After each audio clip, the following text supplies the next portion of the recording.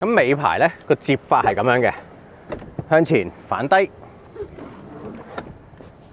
咁你可以再晾嘢喺上面啦。如果你想好擺啲咧，始終有一級唔係咁好咧，就可以再將呢張凳反上去嘅。我前中後排都捐過入去嘅，我覺得係同你以前舊嗰架 Previa 好似。係啊係啊，早料係25萬喎，真係好難想像喎。係啊，所以如果計埋價錢落去，就暫時好似冇乜直接對手呢個車。冇啊，連汽油都冇。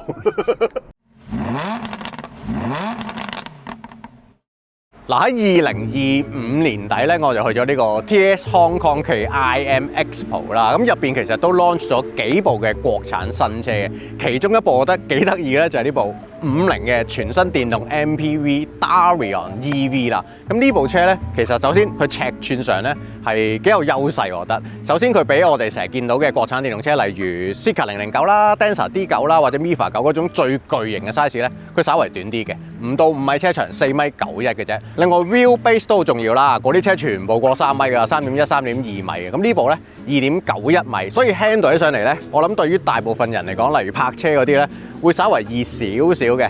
其中最重要係高度啦，因為佢咧就唔夠1.8米高嘅啫。我咧着埋鞋應該有1.8米嘅，佢仲矮過我1.77米嘅啫，所以佢係入到太古城㗎。好多矮啲樓咧，停車場啊或者啲比較麻煩少少嘅地方咧，佢應該都 handle 到嘅。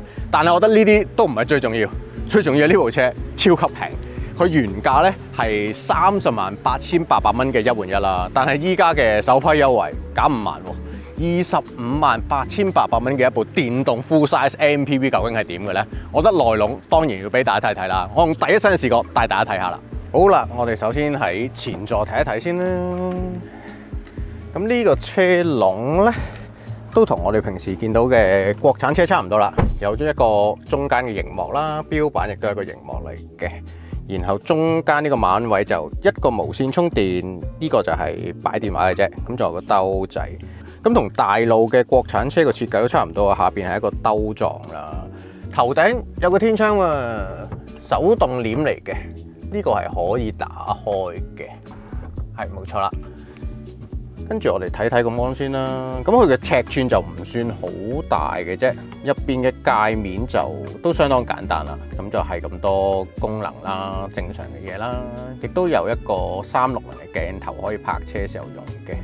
咁其實呢個 system 有一個語音嘅控制功能嘅，就用英文去做啲 command 啦，例如校下冷氣啊、開下呢啲窗啊，佢就分咗2區，即係司機位同埋呢個副駕位，咁佢識 detect 翻你嗰個冷氣同埋窗嘅位置嘅。一個2幅式嘅軚盤，不過咧 MPV 個重點都喺後邊，我哋睇一睇後座好啲。Darion EV 咧就係3電門嘅，即係側邊2隻電托門啦，尾門都係電動開關嘅。好，我哋睇下中排個空間先。依家咧，我嘅腳位係咁多啦，呢個係我未褪到最後嘅，褪到最後嘅話咧，非常長啦。咁正常 MPV 都應該做到噶啦。咁你見到中間呢個馬鞍位咧，其實係一個冷氣嘅控制嚟嘅，較呢個中排同埋後排嘅冷氣風力。你會見到中排有冷氣出風口啦，其實尾排都有嘅。咁至於中排呢2張凳咧，其實係有通風功能嘅喎，好得意！佢成架車7個位咧，淨係中排先有通風嘅啫。咁呢個就睇得出啦。車廠覺得邊個人個地位最高咧，就係坐中間呢個咯。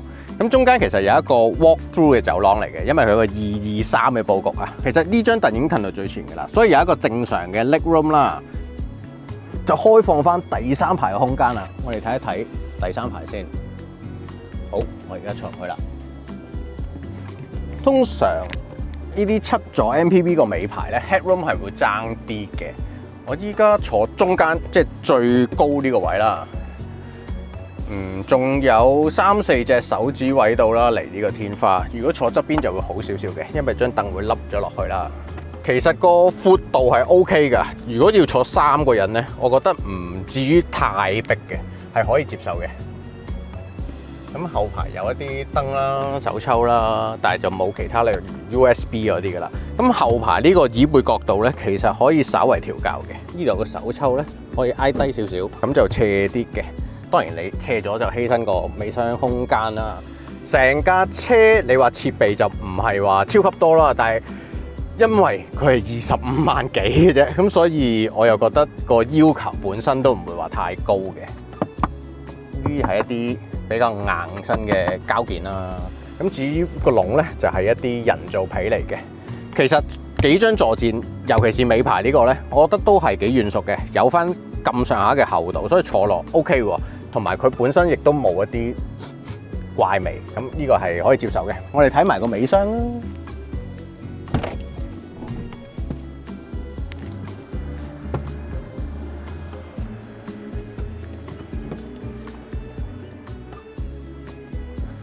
好，電尾門啦。咁呢個就係一個正常嘅尾箱空間啦。咁我之前見佢哋都其實擺到2個中篋或者細篋嘅，可以塞咗落呢個兜形嘅位置啦。咁尾排咧個接法係咁樣嘅，向前反低。咁你可以再晾嘢喺上面啦。如果你想好擺啲咧，始終有一級唔係咁好咧，就可以再將呢張凳反上去嘅。咁反完之後咧，佢就冇一個本身嘅 lock 嘅，你要手動喺呢度插翻呢支捽落去咧，咁就可以 lock 翻實4個架位啦。咁呢個就係一個最大嘅載貨空間，大家可以睇睇啦。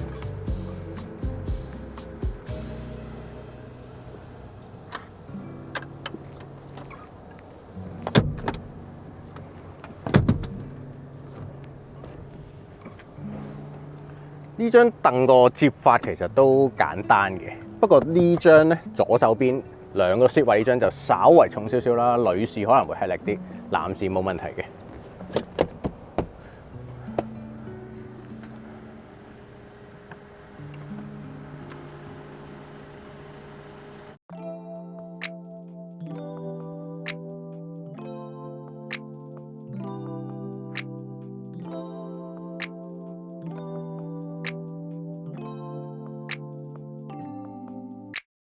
試車人車你真係永遠第一個搶住試中牌嘅喎。睇下世界先。頭先我揸呢架車咧，出奇地好大喎呢架車。係咧，我喺外邊都見到扭軚個幅度啦，擺動角度相當之大。好多電動車嗰個軚都唔係話特別好噶嘛。即係如果你遇到正常嘅好軚就已經要拍下手掌噶嘛。但係呢架係特別好軚嘅喎。頭先我哋出入停車場都窄窄地啊。揸呢一種咁樣嘅家庭嘅 MPV 啦，個司機未必一定係專業司機，好似你揸啲商務 MPV 嗰種啊。我哋係一個普通嘅駕駛人，車長咗軸佢又長，咁如果唐太唔好嘅話咧，有時會手忙腳亂嘅。頭先你就真係坐中牌坐咗好耐時間嘅。你都知我坐電動車好容易暈車浪㗎啦。係我知。呢架好叻喎，呢架係暈浪不特止，仲可以瞓着覺添。呢架車本身係長 wheelbase 2.91，咁你長 wheelbase 咧，你嗰個車經過凹凸路嘅撫養咧，自然係過濾咗啦。第二就係秘密武器啊嘛，後懸掛係多連杆啊。獨立嘅，係啊。係啦，以呢啲咁嘅頭轆嘅 MPV 嚟講咧，後輪用多連杆咧，其實係唔多見嘅。如果你揸慣啲日式或者歐式嗰啲咧，佢好多都係中意一字擔嘅，因為取其可以攞多啲空間啊嘛。係啊係啊。咁但係一字擔咧就會經過凹凸路嘅時候咧，舒適性就會差咗啲啦。特別係冇載人嘅時候啊。係啦。你架亞花都係一字擔嚟㗎，其實。係啊，所以我唔載人嘅時候，我車尾放胎氣㗎。要求好細緻嘅大佬。咁如果咁講咧，就印證咗頭先我都快揸咗一段啦。覺得扭軚嗰個反應咧，佢係快嘅、靈活嘅。但係扭入個彎心之後咧，我係要補軚嘅好多時候。其實唔係實際嘅軌跡爭好多，但係你好自然反應會扭多少少。因為你揸慣啲前驅車都係用一字擔。係啊。一字擔嘅車尾會幫你有少少被動轉向㗎嘛。而呢一架獨立多連杆咧，個車尾就好穩定。所以就冇咗呢一個輔助轉向功能，純粹係習慣嘅啫。你揸多啲嘅話咧，你就自不然會扭足軚咁樣入去㗎啦。咁的而且確咧，呢一種咁樣嘅設計咧，就係直進性好啦，舒服啦，但係就冇咗嗰個被動轉向嘅。不過揸呢啲車最重要都係俾錢嗰個啊嘛，你話？係啊，我坐慣嘅 MPV 咧，都係油車啊 hybrid 咁樣噶嘛。咁車底冇電池嘅。你都知我最中意揾個腳板底放落車底嗰度，試一試個震動感啊！電動車有個大電池喺度咧，個車底就夠晒硬淨，所以雙腿完全感覺唔到嗰啲震動啊！咁個穩定性強咧，咪容易瞓得着咯。不過我頭先都坐過，即係唔係行車嗰時坐啦，坐過喺中排，凳係幾硬淨嘅，幾 OK 嘅。但係上嗰個門檻位都係有少少高嘅，因為始終都係電車，下邊擠咗電。咁你頭頂位夠唔夠啊？我覺得個頭頂位係非常之足夠。以我哋咁樣1.7米坐都仲有咁多位剩咧，其實係咪用盡嗰個空間？係咩意思咧？譬如你睇翻我而家坐嗰個坐姿咧，我係當佢一架飛機椅咁坐啦。咁我個膝頭哥底下咧，同個凳之間係有罅，即係證明我個腳個屈曲角度咧係細過90度嘅。即係如果張凳輕輕升翻高少少咧，咁我隻腳係90度屈曲咧，咁我坐長途咧，就應該係會膝頭哥會更加舒服啲嘅。係。但係你頭先講得有一個好重要嘅 point 啊，就係如果再高嘅話咧，上車係會有困難嘅。咁所以佢就係攞咗個平衡點啦。用家亦都可以透過啲坐墊啊、升高下、墊下個 pat pat 咧，可以調整到膝頭哥嗰個角度。咁呢個主要係因為個車頂個空間未用盡咧，咁所以嗰個彈性就多好多咯。其實講到空間咧，我前中後排都捐過入去嘅，我覺得係同你以前舊嗰架 Previa 好似。係啊，即係個左右啊，同個深度啊都係似嘅。出乎意料之外啊！尾排我哋見佢係獨立懸掛多連桿，咁啊諗住實係壓咗好多位㗎啦。咁佢真係有啲計仔嘅。首先呢架車嘅 dimension 咧，其實同我架舊款大霸王係差唔多一樣嘅，即係高度啦1770啦，闊度係1.8米多啲啦，個 wheelbase 係2.9米啊，其實好似嘅車。我哋嗰啲係用一字擔，而且係嗰個 bench seat 係晾咗個碌拱上高先咁闊㗎嘛。咁呢架又如何咧？睇，咦，原來佢都係晾喺碌拱上高喎。而且個碌拱亦都係做到好薄嘅喎，咁個多連桿點樣收咧？咁我後來裝落個車底去睇下啦，咁就真係有啲計仔嘅。咁我見到佢將嗰支釘牌龍彈弓打斜咁擺啊，好似個 Formula 咁樣，咁就令到佢冇佔咗嗰個車底空間咁多啊。咁亦都可以令到嗰個門壁咧，因為冇咗支塔頂頂住啊嘛，嗰個門壁嗰個碌拱位就偷到好薄，所以就得到一個咁樣嘅空間，好靈活架車，感覺好輕。因為一般呢類嘅電動七人車咧，仲要係 full size 咧，一般都應該有2噸幾嘅重量。佢個扭力310牛頓米，210匹嘅馬力，亦都係好多電車嘅標準規格嚟嘅。但係套喺七人車一個咁大嘅車體嘅時候，我唔覺得佢唔夠用，或者某一刻係覺得都係唔好踩啦，即係嗰種感覺咯。我覺得力就從來都唔擔心喎，即係電動車動力啦、扭力啦，不嬲都係夠嘅。呢個亦都係夠。雖然唔話載滿人，但係我哋一路測試啊、試揸嘅時候咧，都係坐住3個乘客人啊，咁都係一定嘅負荷嘅。咁我哋係上高落低係覺得輕快。咁你話係咪非常之勇猛咧？事實上，就算架車勇猛，我哋都唔會咁揸，因為呢架係 MPV 嚟嘅。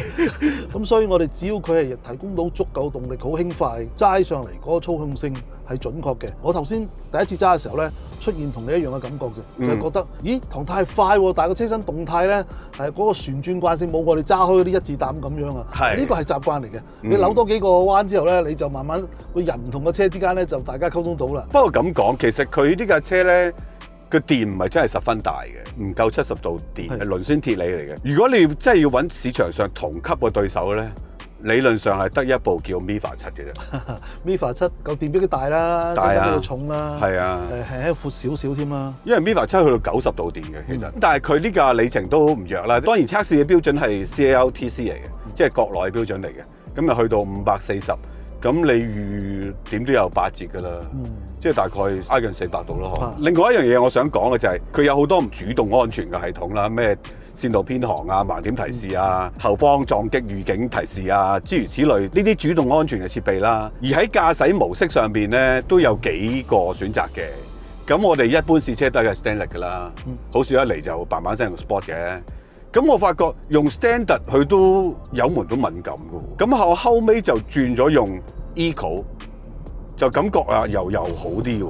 佢的確係踩落去嗰個反應咧係快嘅，快到你需要少少時間適應嘅。同樣啦 ，Regen 都有4個 mode，但係具體嘅分別唔會話好另類嘅。總之你自己揀合適嗰個方法啦。咁我就用 comfort 嘅，等佢留多少少嘅。我諗你都係啦，係啊應該係。而家我轉咗用 Sport Mode 嘅，都幾大力，你感唔感覺到推背感？係啊係啊。所以你頭先話呢架車喺市場上最接近 size 啊動力咧就係 MIFA 7咧，我可以咁講咧。兩架雖然你睇個表面嘅尺寸 dimension 差唔多，但係其實兩架車個設計個取向係唔一樣嘅。MIFA 7咧比較傾向於 MIFA 9，即係話咧係大架啲啦，商務化少少啦。呢一架咧就傾向私家車多啲嘅，即係話個操控咧傾向於敏鋭啲啊、靈活啲嗰種。好多頭轆電動車都要會出現嘅少少問題就係，即係當你重加速嘅時候，狀態係會輕咗。同會有少少走一走咁嘅感覺 ，torque steering 嘅感覺。咁其實我哋以往揸啲高性能嘅頭轆車咧，都會有咁嘅情況，都會有嘅。只不過電動車嗰個扭力咧，實在嚟得太容易啦。係啊，太早就到啦啊！但我覺得買呢類型嘅車咧，都係顧家人嚟嘅。係係，好照顧自己屋企人，好愛錫自己屋企人嘅。揸車咧，一定係循序漸進。係，即係呢一類 size 嘅七人車咧。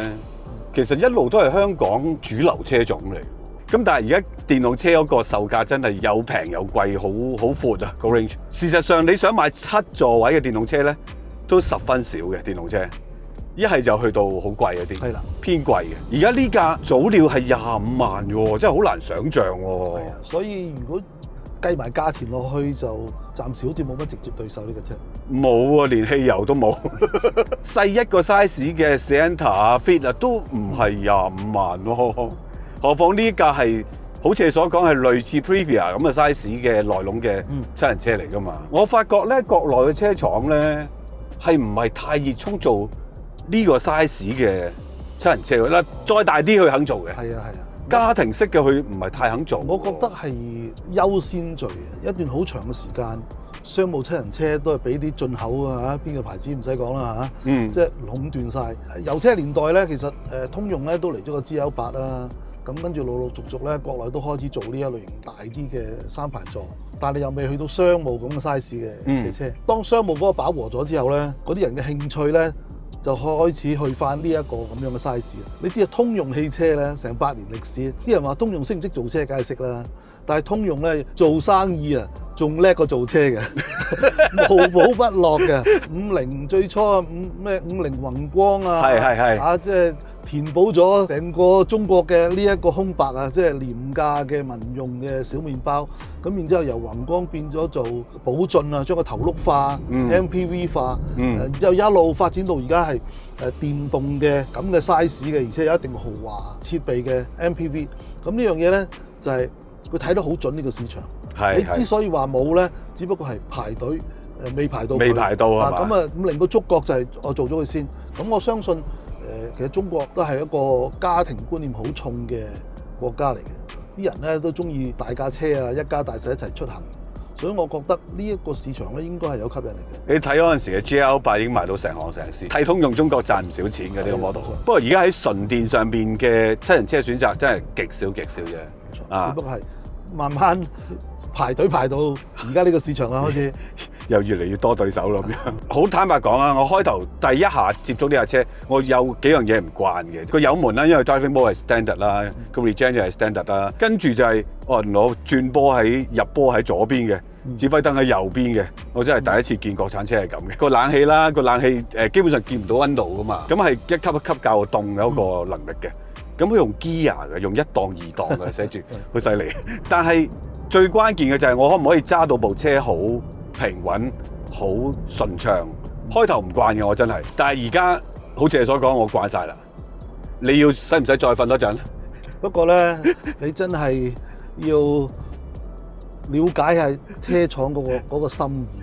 由左軚搬咗右軚嘅時候，連啲指揮燈波棍都同你搬埋，呢個係人哋個努力嚟嘅，即係等於當年嘅 Benz 你記唔記得124啊？嚟咗一批車右軚咧，個指揮燈喺右邊㗎。係但係你知你班友仔又唔中意。係啊，你係中意揸右軚車啊，左軚燈咁樣。係啊，覺得唔夠高級啊。